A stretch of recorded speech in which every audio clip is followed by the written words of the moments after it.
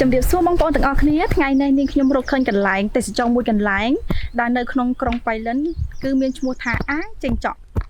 ត្រូវឲ្យបងនៅទីនេះគឺមានភ្នំមានទឹកមានស្ពាននិងមានទេសភាពស្រស់ស្អាតពិតប្រាកដណាស់ឥឡូវនេះគឺចង់ដឹងថាមានទស្សនវិជ្ជាបែបណារីករាយទស្សនាជាមួយនឹងយើងខ្ញុំទាំងអស់គ្នាតោះ Let's go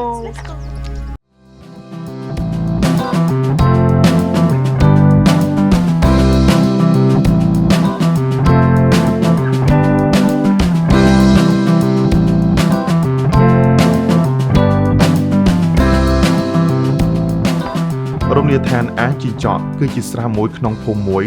ដែលស្តុកទឹកសម្រាប់ប្រជាកសិករស្រោចស្រពដំណាំចំការរបស់គេនាជើងភ្នំនៃខេត្តប៉ៃលិនជាពិសេសនៅទីនេះមានចំការកាហ្វេរាប់សិបហិកតាដែលដាំដុះដោយអ្នកស្រុកប៉ៃលិនថែមទៀតផងស្រះទឹកនេះត្រូវបានសាងសង់ឡើងតាំងពីទសវត្សរ៍ឆ្នាំ1940ក្នុងរបបអាណានិគមនិយមបារាំងទឹកនេះហូរមកពីភ្នំក្បាលដំរីហើយហូរចូលទៅកាន់ស្រះទឹកក្នុងភូមិដែលស្តុកទុកសម្រាប់ប្រជាកសិករដើម្បីស្រោចស្រពដំណាំដូចជាដំណាំកាហ្វេពោតនិងដំឡូងនៅពេលដែលយើងធ្វើដំណើរទៅកាន់រមណីយដ្ឋាននេះយើងអាចមើលឃើញធម្មជាតិពណ៌ខៀវដ៏ស្រស់បំព្រងជាមួយនឹងខ្យល់អាកាសបរិសុទ្ធដែលជួយកាត់បន្ថយភាពតានតឹងរបស់លោកអ្នកនាងតំបន់នេះមានកោះពីរមានទឹកពតជុំវិញមានស្ពានឈើដែលយើងអាចដើរកាត់បានហើយអាងទឹកនេះគឺមានក្រឡាផ្ទៃប្រហែល 6000 គីឡូម៉ែត្រការ៉េ